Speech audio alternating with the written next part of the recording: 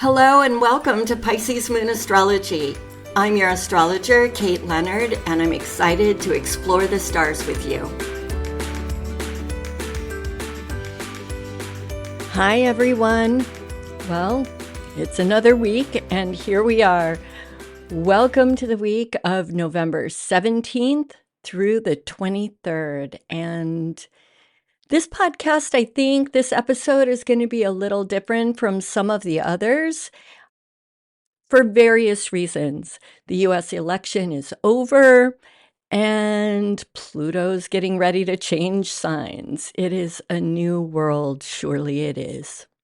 So finally, on November 19th, this week, Pluto will make his final ingress into Aquarius.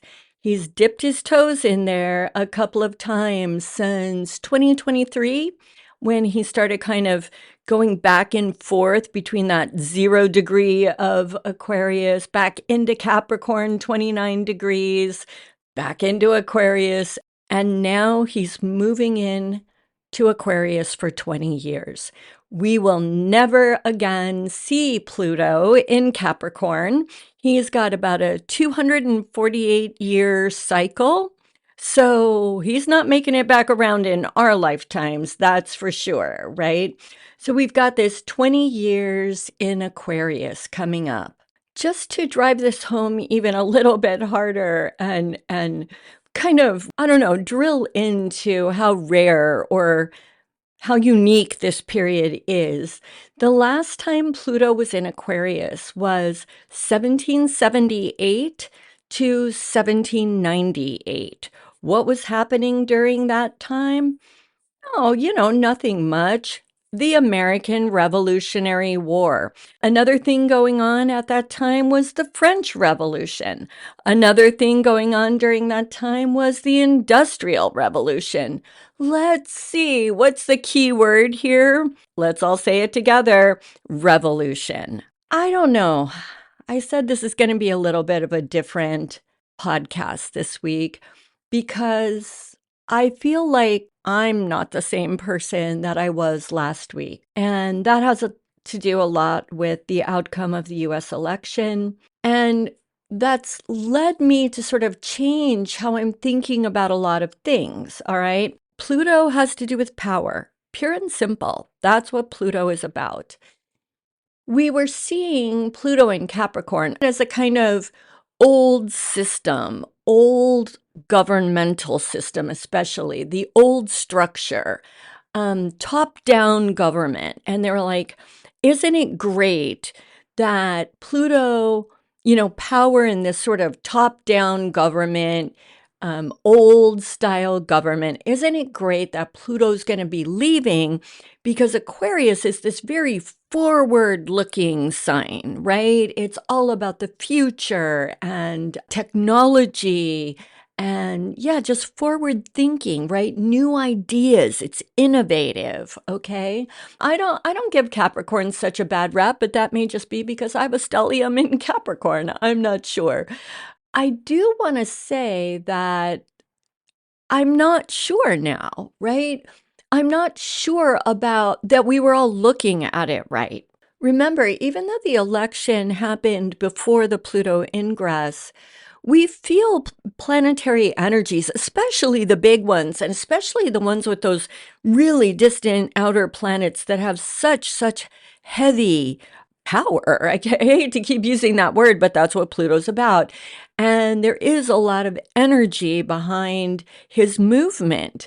And so we're feeling it before the final ta-da happens, right? And also he's been dipping in and out of Aquarius already. So it's not like really the US election happened before the ingress because he's been making his ingress. I'm now starting to think about the themes of revolution and I'm starting to frame them a little bit differently. We were looking at a change in governmental structure, right? A change in the power structure. And I do believe that's happening, but I'm not sure that it's necessarily a good thing, all right? New is not always better. Can be. We always hope it's going to be, right? For sure. And I think we were all being really optimistic, and maybe we still can be. I mean, this is not a done deal. We've got 20 years. So the Pluto experience is going to keep evolving. But I do want to throw out one thing, and then I promise I'm going to get into the more personal sense of Pluto going into Aquarius. But on the world level, Aquarius has a lot to do with technology. So people have been predicting a lot of, increased reliance on technology, AI, Bitcoin, all of this kind of stuff. And I do think that all of that is absolutely inevitable and that these kinds of systems are going to gain power. Now, the way other people, not so much me, but I just want to give you a sort of comprehensive idea about this. The way people have been talking about this is like technology is like, in a way, the great equalizer, right? Like most of us, many of us, this is not true worldwide. So please know that I do understand our privilege in this country. And I do understand that even in this country, not all people have the same access to technology. So please understand that I know all of that. But a lot of us do have access to technology, and through the internet, everybody's able to put their thoughts online, right? We all have sort of an equal voice, or at least that's what we hoped. And that's what we sort of saw sharing the power, a way that we would move out of that top-down government from Capricorn to Aquarius, where it was more shared power through technology. I'm looking at the role that certain leaders in technology, certain billionaires, I'm looking at the roles they played in the election, one of them very overtly. And, another one who owns a very big newspaper who would not allow them to come out and support Harris. I think it's safe to say that these billionaire tech people have a kind of power that possibly we didn't anticipate. And a kind of power that is very in keeping with Aquarius. So I'm wondering what this next revolution is going to look like. I'm a little worried about the divisiveness in this country, but I'm also worried that we have just gone from one power structure that was top heavy to another power structure that might be even more top heavy. At least in the old Capricornian way, there was a kind of tradition. There was a true structure that we were, at least in some ways, to some extent, we could at least believe we had some part of, right? To whatever extent we believe that voting and protesting and all of that stuff made any difference, we played that role. Capricorn is very structured and very old-fashioned and all of those kinds of things, but it's also honorable. There's a value in tradition and that sort of thing, right? Aquarius doesn't have that.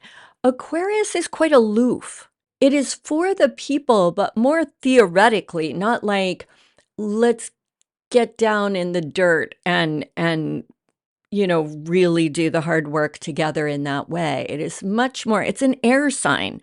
That's intellect, right? And I want to remind everybody that it's fixed air. Fixed air often means a sort of inflexible way of thinking. So where am I going with all of this? I have no idea. I'm just going to be straight with you all. We've got a 20-year transit that's about power. We were, I think, many of us looking forward to what this new power structure was going to look like, because clearly the old one didn't seem to be working very well anymore.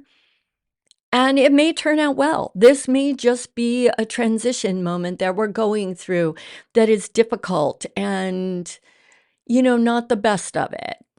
I hope that's the case, because Aquarius is forward thinking. It is visionary in a way, right? And I do think no matter what happens politically, I think there will be great scientific and technological breakthroughs and advancements. I do think all of that is coming. I just wonder how that will play out for all of us. And given that it still seems that the very few are getting very rich from those advancements, I have to say I'm a little bit worried, but only time will tell. Before I go on to kind of the more personal part of what I think this week is going to be about, and please remember, it's not like any big giant Plutonian thing is going to happen this week. The second, that Pluto crosses over into Aquarius, this is a 20-year transit. We're going to be feeling this out for that entire 20 years. So this week, it's more, I think, just for us to contemplate, think about the issues that may be coming up for the world, for the country, for the US, and for my foreign listeners, for my non-United States listeners. Thank you for being here, by the way. I'm always so excited to see you guys out there, but in your countries as well. And with that in mind, I want to tell you a story about something that I heard and was horrified by this week. And I share this, I promise you, it goes into the personal astrology. But I was getting my hair done, actually, and somebody that I know at the salon was telling me about one of her teenage relatives who had gone to high school here in California, blue state California. And a group of boys circled her and started yelling, "Your body, our choice." And she went to the teacher and said that, that she had been frightened, this was horrible and all of that. And the teacher backed the boys, saying that they had a right to free speech. Let that sink in. Why do I bring that up with Pluto? Do you remember that Pluto raped Persephone? Yeah. It's interesting, the gender dynamics going on. So I wanted to tell you that story because this Pluto energy, I think, is coming in more literally than anybody would have expected. Power struggles, I think I've said enough about that already, right? The gender issues are inherent with Pluto. And look at what is going on already.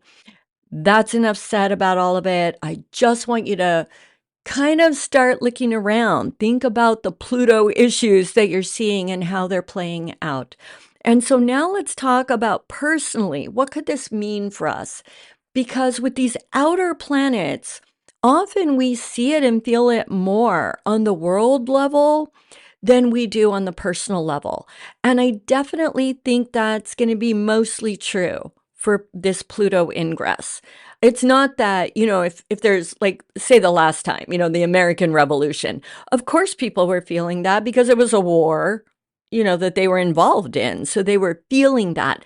But the actual issues, the war, all of that, it was kind of a global decision. It wasn't like, me and my neighbor decided to have a fight, So I do think that the outer planets affect us on a global level more than they do a personal level. However, for 20 years, I do think we're going to see a change in the area of our life where we need to think about our personal power. Okay. Pluto is also about deep transformation, but deep transformation so you can stand in your power. So it is very important that you look at what house Aquarius is in for you, because that is going to make all the difference in the world. If you read my Substack, I actually outline just a little teeny teaser about each of the houses. And I think I'll run through the super fast version right here, just to give you an idea, again, what kinds of issues might begin to surface for us. These are all going to involve change. They're all going to involve forward thinking. How do I want to move into the future, the next phase of my life? And they're all going to involve standing in your power. If you have Aquarius as your rising sign, the first house, It is going to have to do with internal change in order to stand in your own personal power. Second house is going to require transformation around money issues so that you can become more empowered financially. Third house will have to do with how you communicate and speaking your truth. The fourth house is probably going to involve something about bringing things up into the light that have been buried deeply so that you can stand in your power within the family structure. Fifth house is going to have to do with finding courage and bravery through creative and sexual expression. Sixth house is going to be about taking charge of your physical health. Seventh house has to do with changing the structure of your important primary one-on-one relationships to ensure a balance of power. The eighth house has to do with changing ideas around debt and joint finances so that you reclaim your financial freedom. That might mean getting out of debt so that you're more empowered, and also taking charge of healing deep trauma. Ninth house is going to involve, and I promise you this, rejecting spiritual traditions that repress you and hold you down, and moving more into spiritual practices that are empowering. 10th house has to do with taking power and leadership at work, or for a lot of people, I think it will even involve becoming self-employed. 11th house has to do with your group affiliations, removing yourself from groups that are in any way disempowering and don't stand for your truth, and creating friendships and group identity around groups that you're truly aligned with. 12th house is interesting because it's the house of isolation. So learning the power of self-sufficiency and the value of time spent alone. And it also has a lot to do with mental health. So taking charge of your own mental health issues. So that's kind of the quick version, it's so much more complicated than all of that, you guys. And this is probably a good time. And I'm not trying to just promote my services, though if you want a reading, I'm happy to do one for you. But this might be a good time to actually book an appointment with an astrologer and sort of look at, because it's not just what house Pluto is in, what house you have Aquarius in. It's also what other planets do you have there? And then even if you don't have any other planets there, what planets are aspecting Pluto as he's transiting that house? So it becomes very complicated. And this is so big that honestly, it might be time to consider getting sitting down with a professional and really, really going through it. We are launching the next phase of our lives. I really believe that in 20 years, we are going to look back and see that we have created a new world. Do we look back and go, wow, I'm really proud. I'm so excited about what we've all done? Or do we look back in horror? And I think that's up to all of us. And now that I'm getting all deep and kind of too much here, I will say thank you. Thank you so much for letting me talk to you about these things. And I hope that this episode hasn't been, too weird. I'm just coming from my sort of human, damaged, frightened, bruised place. And it's rough. It's rough. And I'm grateful for all of you. So, thank you. And until next week, go out and seize the energies of the stars. This is truly my wish for you always. I hope you're all well. Bye.